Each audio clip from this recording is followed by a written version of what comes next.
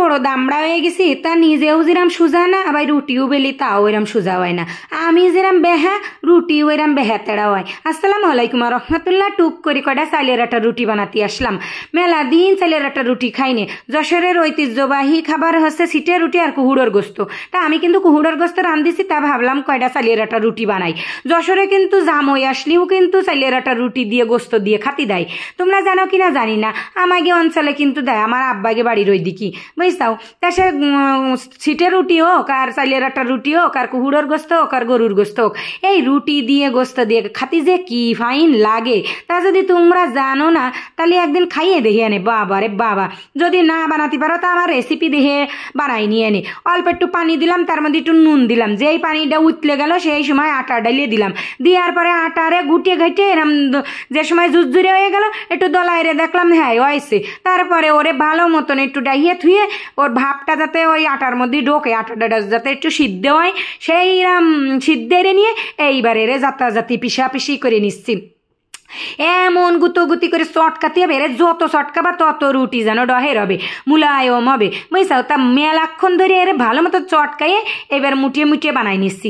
ওরে গুইটে না গুইটে তো গোবর দিয়ে হয়, আর এ মুইটে এক এক মুঠ করে সাইজ করে নিচ্ছি বুঝছাও, নাহলে রুটি ছোট বড় হয়ে যাবেন না।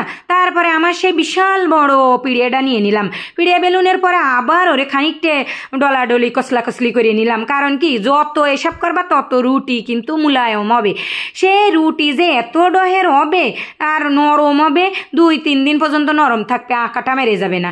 এই টিপস যদি তোমরা না জানো তাহলে আমার ভিডিও না দেখলে কি তোমরা জানতে পারতে কাও যে রুটি নরম থাকে কি এরে। চালের আটার রুটি কিন্তু সহজে নরম থাকে না, বানানোর পরে আঁকাটা মেরে যায়। তাই এই যে রুটি বানাচ্ছি না, 2 দিন পর্যন্ত নরম থাকবে। দেখো রুটি কি সুন্দর ফ্রেশ হয়েছে, ওর মধ্যে কোনো আটার দলা থাইনি, কিছু না, কোনো কিছু থাইনি। রুটির আটা যত চটকাবা তত রুটি ফ্রেশ হবে আর মুলায়ম হবে। তা কথায় কথায় সে রুটি কিন্তু আমি সেহে ফেলাই দিচ্ছি, তোমরা তো দেখতেই পাচ্ছিসাও। চাইলের আটার রুটি কেউ বানাতে পারে না এরম কোনো মানুষ নেই মানে। আরে আমি তাই পারতাম না, বিয়ের আগে কোনোদিন শিখে আসিনি, তা কেরবো পারতাম না। এগে বাড়ি আইসে কি ঠিক ঠেলাগুতো খাইয়ে বাপের বাড়িতে শিখে আইসি, এগে বাড়িতে শিখেছি, মানে কি আর কব। কথায় কথায় সে রুটি দেখো আমার সেহা হয়ে গেছে। রুটি কিন্তু পুড়িনি, কিন্তু ফলেছে, সব রুটি ফলেছে। আর আমার একটা বদ অভ্যেস আছে, রুটির উপরে ঠাসি গুতোগুতি না করলে আমার ভালো ঠায় না, ওই জন্যই ও ফুলা তোমরা দেখতে পারো নি।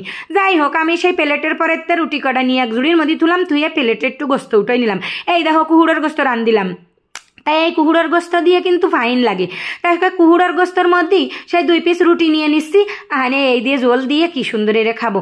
ওরে আল্লাহ রে, এই রুটি আর গোস্ত হলে 2-3 দিন আর ভাত লাগবে না, মানে ভাতের কাজ তো রুটিতে করে দেবে, আর গোস্ত দিয়ে যা ফাইন লাগবে। যদি তোমরা কোনোদিন না খাইয়ে থাও তো আমার এই ভিডিও দেখে রুটি বানাই খাইয়ে দেখে নে, সত্যি কথা করছি এত ফাইন লাগবে তা তোমরা জীবনে বলতেই পারবে না। আর যশোরের মানুষ তো এসব জানে যে সিটের রুটি, কুহুড়োর গোস্ত, গরুর গোস্ত আর আটার রুটি, চাইলের আটার রুটি দিয়ে কুহুড়োর গোস্ত দিয়ে গরুর গোস্ত দিয়ে কত ফাইন লাগে।